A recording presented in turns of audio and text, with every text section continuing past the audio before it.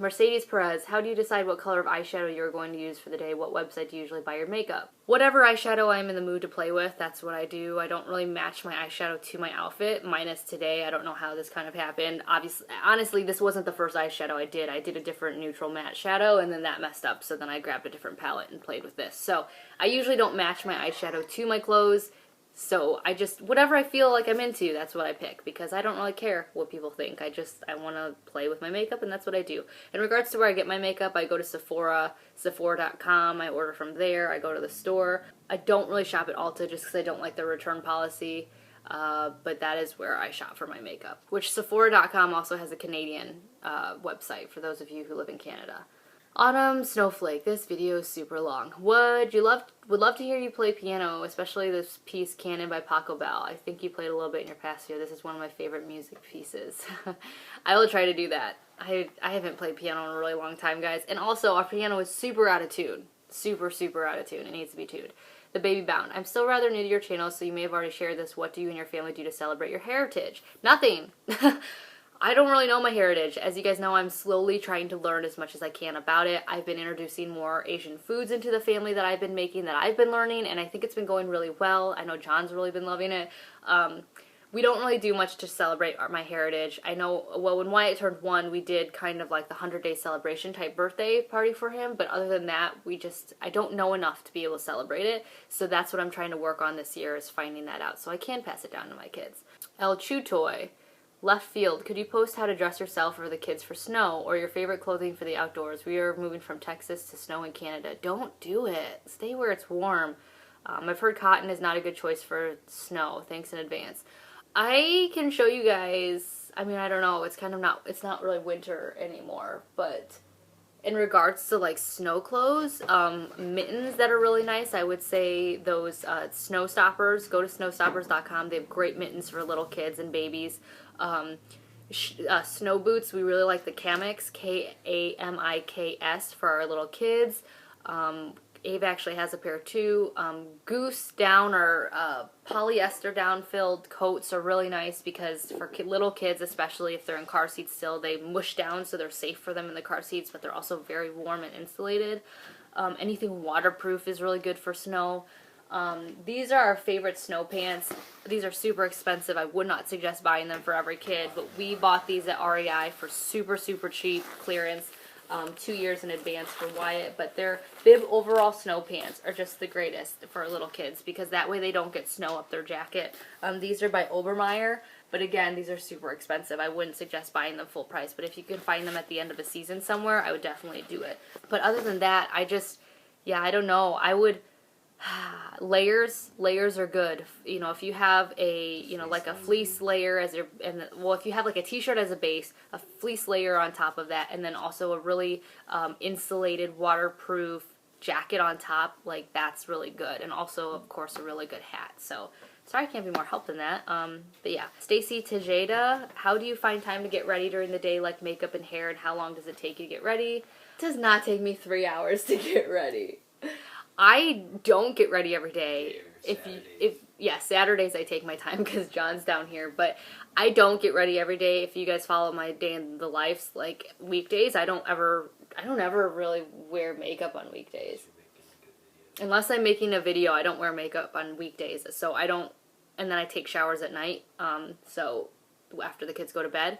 During the weekends, John's home, so like he'll watch the kids and then I'll stay upstairs and that's when I get to do my beauty stuff, John said. And it usually takes me anywhere from 20 minutes to, if I'm doing like a new look and I'm really enjoying playing with my makeup, it'll take me like 45 minutes. Or if I'm filming, no, it doesn't include dressing. I hate dressing for the weekends because I can't wear my fleece pajama pants out in public apparently, so I have to like find stuff to wear.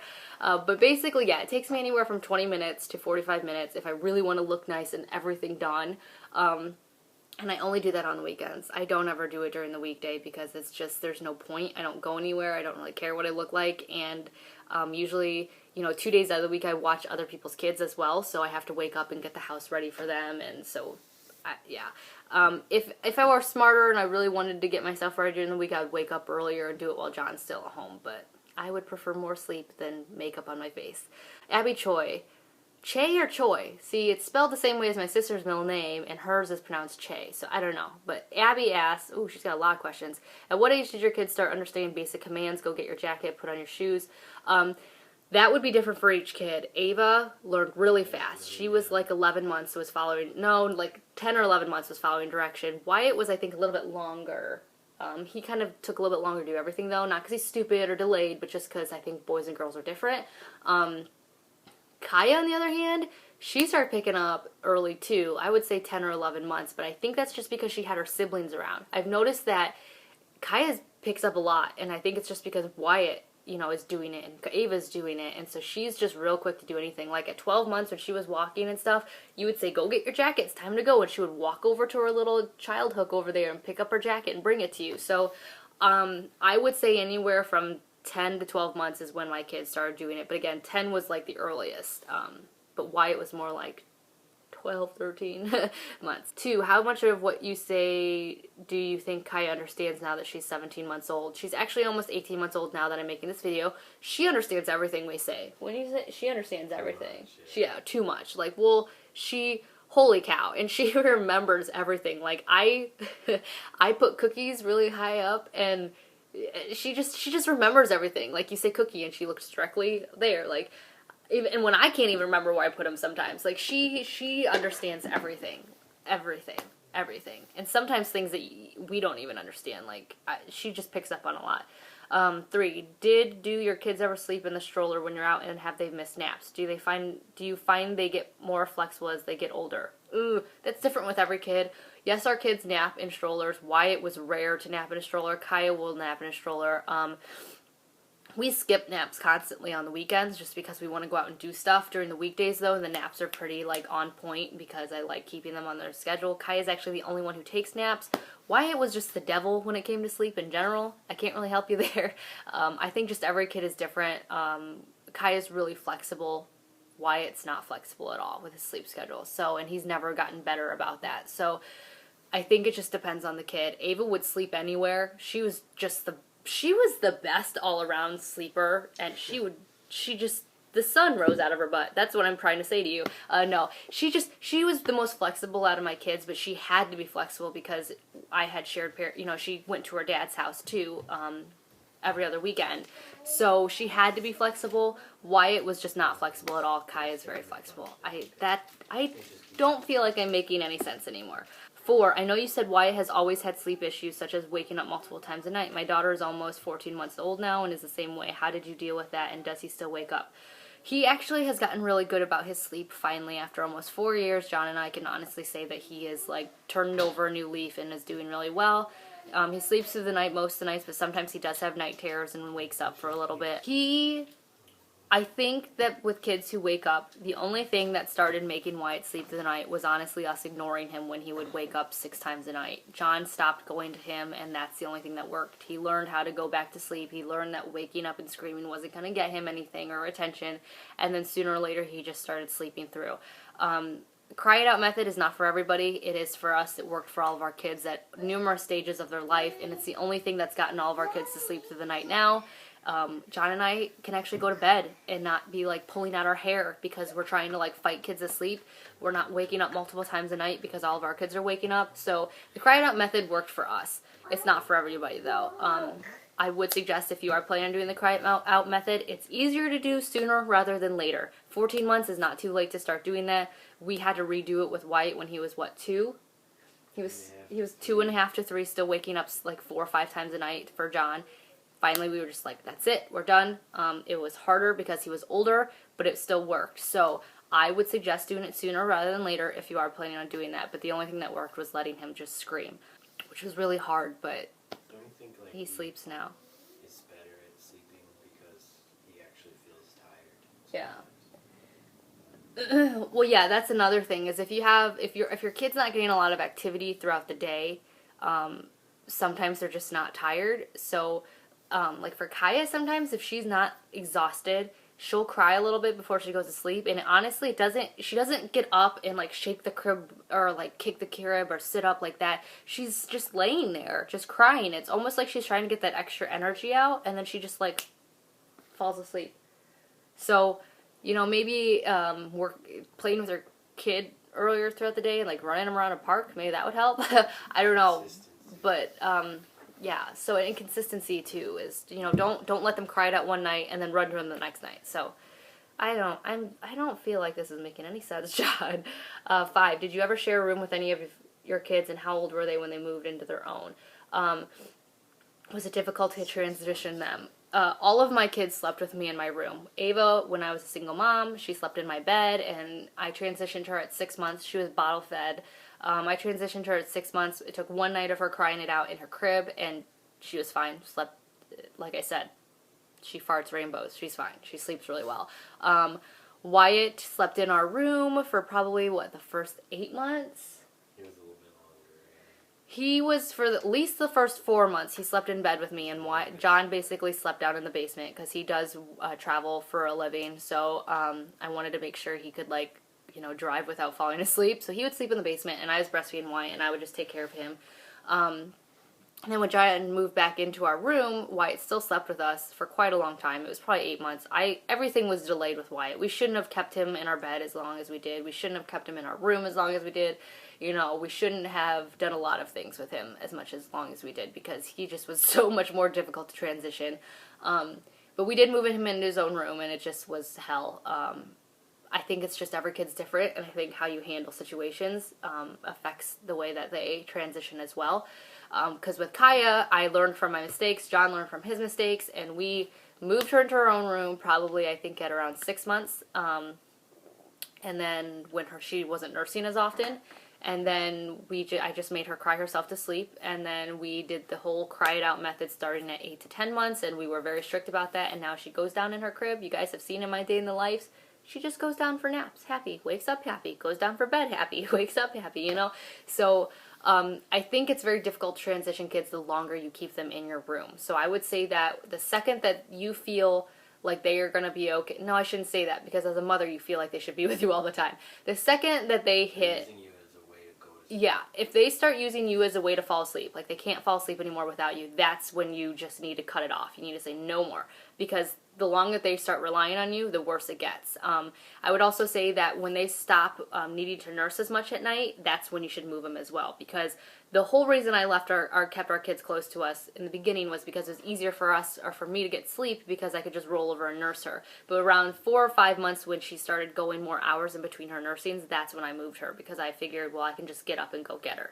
Go get her. Or John would go get her. So Change your diaper and then give her to you. So that would be that. Madison Rain.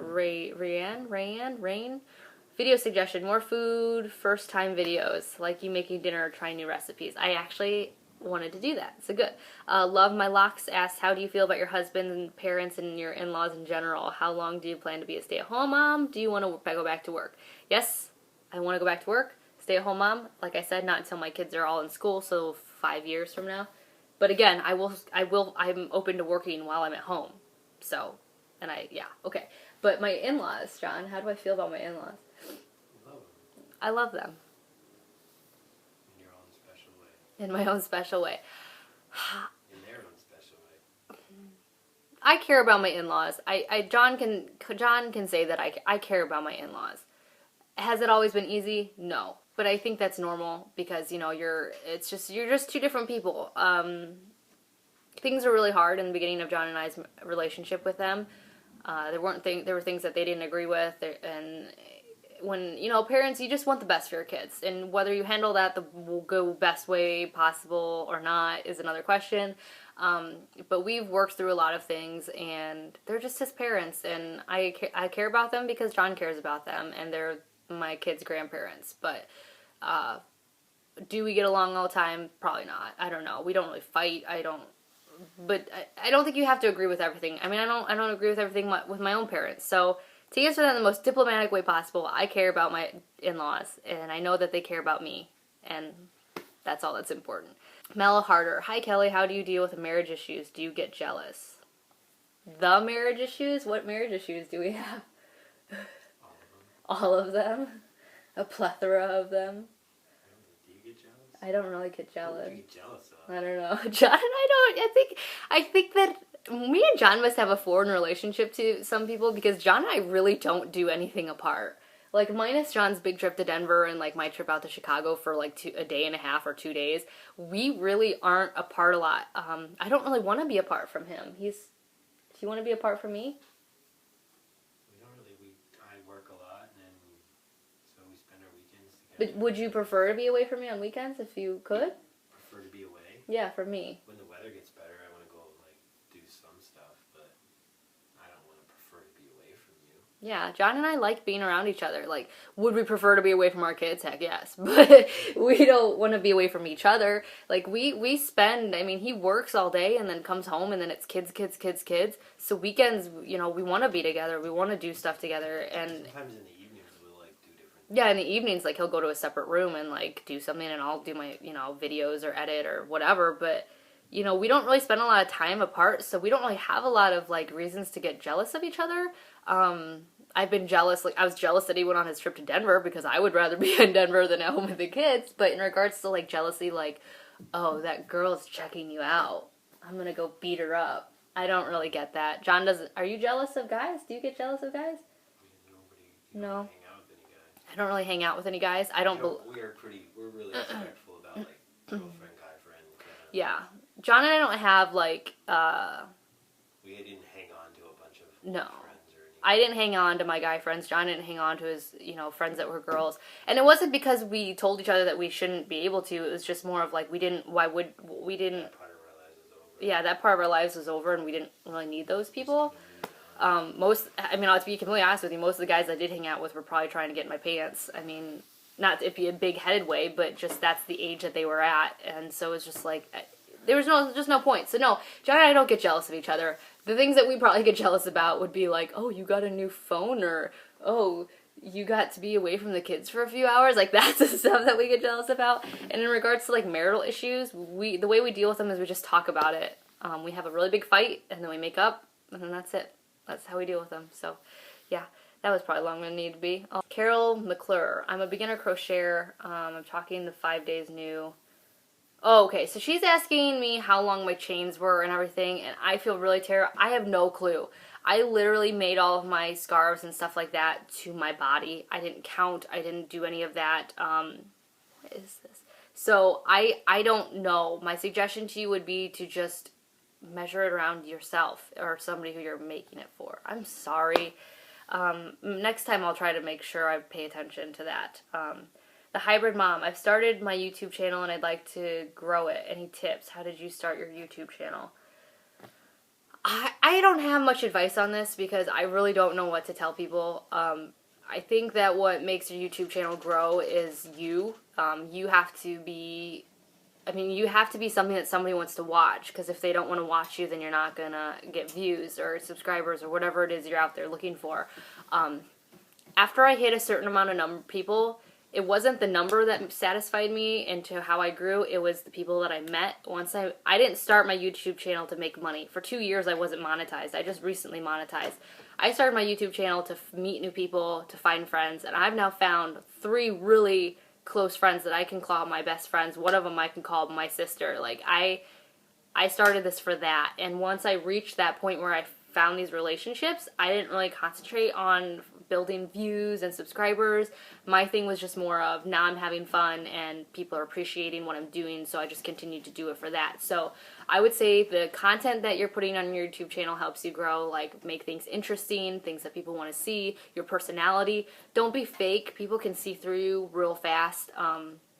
I've noticed that the more honest I am, because I don't really have anything to hide. Like, I have family members and friends who watch these videos, so if I lie, like, I can be called out pretty quick. My husband, sitting right next to me, he watches my videos. So don't lie. It's harder to live a lie than it is to just tell the truth, because that way you don't have to worry about, like, oh, whoops, did I, you know, like, I don't know. Being honest, being real, and then just good content. I think that's a good way to grow your channel.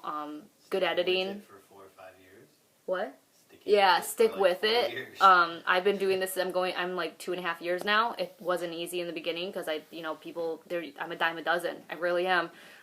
So just sticking with it. I think a lot of people get frustrated because they don't get what they want right away and they quit. And I think that's a mistake because you just have to stick with it. You have your blog and stuff too. Yeah. But the biggest thing would just be your content, your editing, and then just being yourself, because And we have a cute baby that helped. But yeah, that's what I would have to say. Misaki Covington, what's your favorite food? Do I have a favorite food? Candy. I like candy, John. Ketchup chips. I love Lay's ketchup chips. I just love them. I'm on my last bag and it makes me sad. What else is my favorite food? I really have been loving Asian food. John and I have really been loving ramen, which all you Asians out there are probably laughing at me. I've gotten so many people making fun of me because it's such a like normal food for them. But the way that we started making it, we've really been liking. Chipotle. We love Chipotle. That would be... What? I love guacamole. I think I make a pretty good guacamole. So every summer, guacamole is one of my favorite foods. Yeah, maybe I'll do a how-to on that this summer. 2, can you please do a house tour? We don't really like... We put a lot of our lives out there. John's now in this question and answers. Can you hear him? I don't know if you can hear him in the background. John and I don't mind putting our lives out there. What? John was going to clean the kitchen. Now he's distracted by you guys. But I didn't want to bang around during your video. We don't mind showing a lot of our lives. Obviously, we do day in lives. I tell you guys... I tell you guys everything. I mean, there's not really much that I hide from you. Except for maybe, like, John and I's, like, problems, because that doesn't need to be out there. We don't really have any. But you know what I mean? Like, I'm not going to tell you every single time we get into a fight, because that's not right. That's not how you... Anyways... I don't mind sharing stuff, but I don't like, there's some things that I just feel uncomfortable about. You guys obviously have seen my house through my day in the lives, but I don't really want to make a video that says house tour, because I just don't want to, if you have kids, you understand. I don't feel comfortable doing that, so you can pretty much piece together what our house looks like in our day in the lives, because I walk around like crazy. 3, what's your nationality? I am Korean. I was born in South Korea, and then adopted, and I moved here when I was like 17, 18 months old, so Kaya's age, and to my new family. Cooking videos, please. Yes, I'm working on that. Are you going to have any more kids? No. Definite no. That is a hard no. I had a tubal, I also had a ligation, I had a tubal ligation and an ablation after Kaya was born, because we just don't want to have any more kids. Yeah, and we haven't, no, I'm not going to say that. Stop it.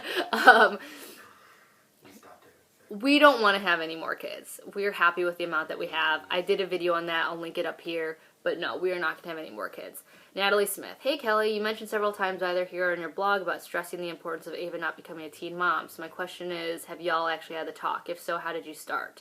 Oh, and how did you do it while also still preserving her innocence? Okay.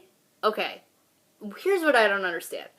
There's all these commercials that say... it's never too soon to talk to your kids about drugs or smoking. You know, they're everywhere. You hear that all the time. You know, there's that really scary video or not scary, but that creepy video where like the guy's talking to the baby and whatever.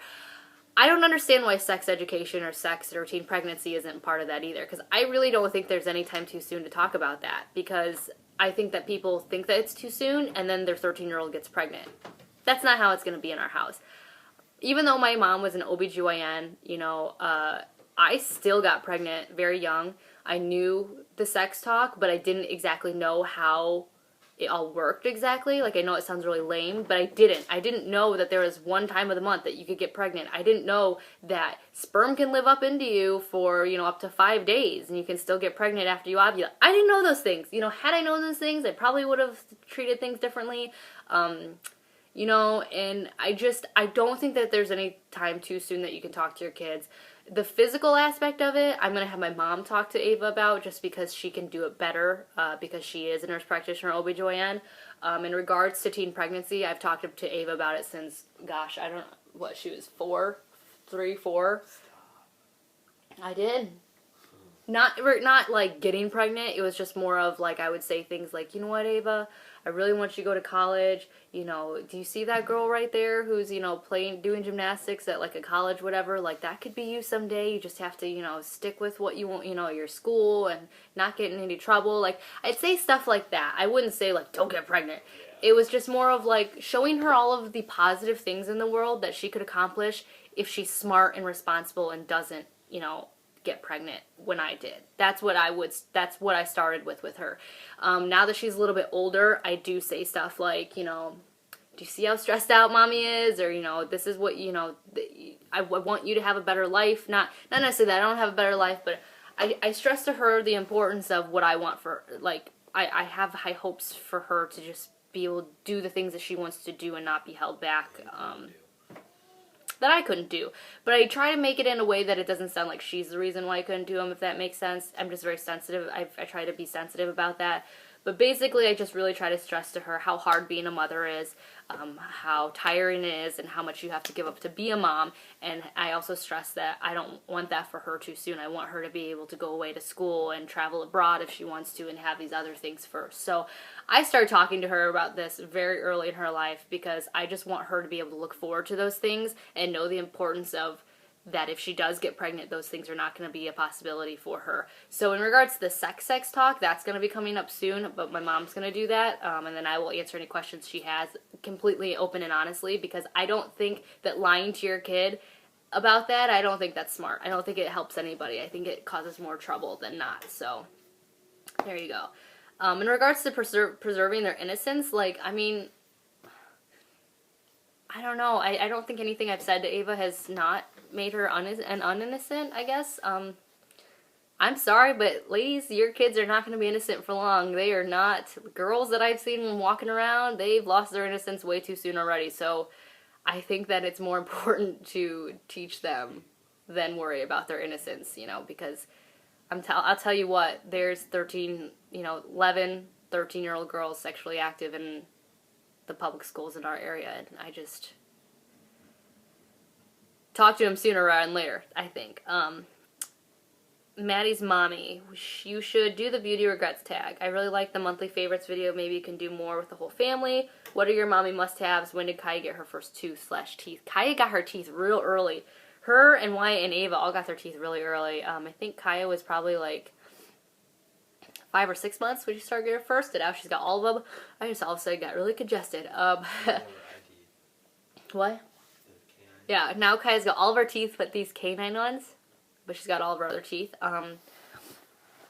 What are your mommy must-haves? I don't really have any mommy must-haves. A big purse to carry stuff in. Hair bands to put your hair up with. A vacuum. That is my mommy must-have, is my vacuum. I love my vacuum. Nail polish is my mommy must-have because that's what I really, really, really like. I enjoy doing when I'm really upset or stressed out. And sheet masks. Sheet masks or face masks would be my mommy must-have right now because it's really, there's something about looking forward to something at the end of the night and then like being able to do it after a long day. Like, I really like that. I don't really have any other mommy. Do I have any mommy must-haves? They're yours. What? They're yours. You have to say what they are. Yeah. Our van is a mommy must-have. I love having a lot of space. A big car. I love having that. Cat C. Hi, Kelly. I was wondering, when do you decide to gift your children new toys or whatever to avoid spoiling them? Like, is there a reward system? Also, I was wondering if in the future would you have any pets, and if so, what? Such a long conversation. John and I, we will consider getting.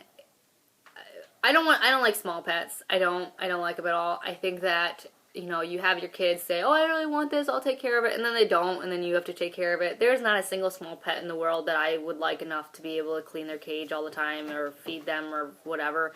I just don't like them. In regards to like bigger animals, I love cats. I love cats because I think that it's great that they basically just do their own thing.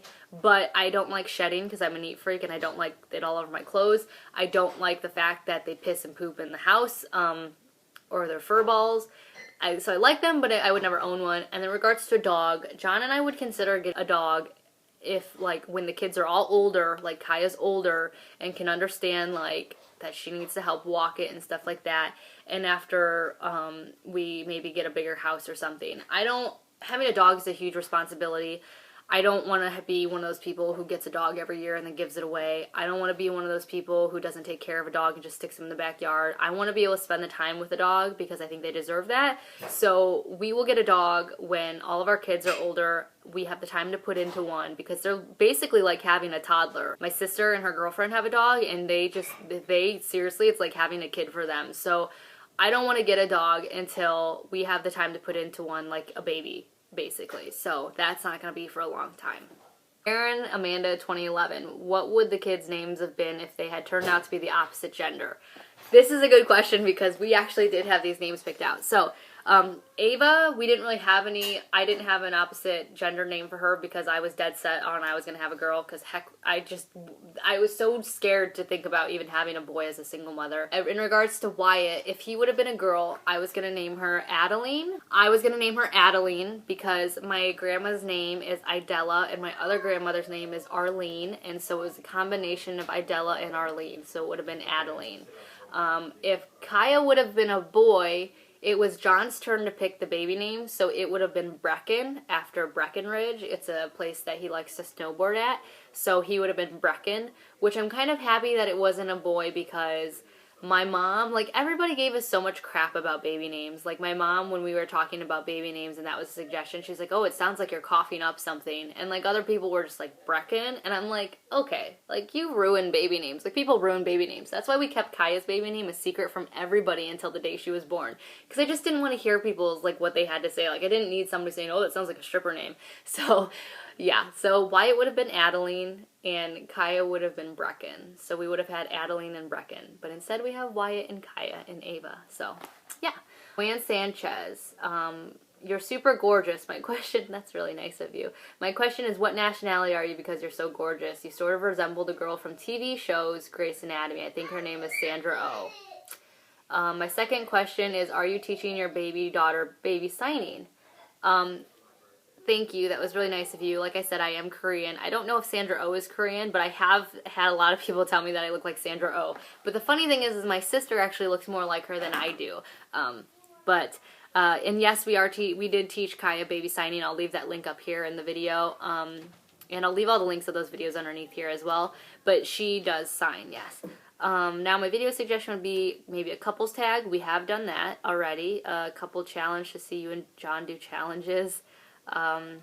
Cooking with kids and stuff like that. Who jumps the highest? Who jumps the highest? You would win.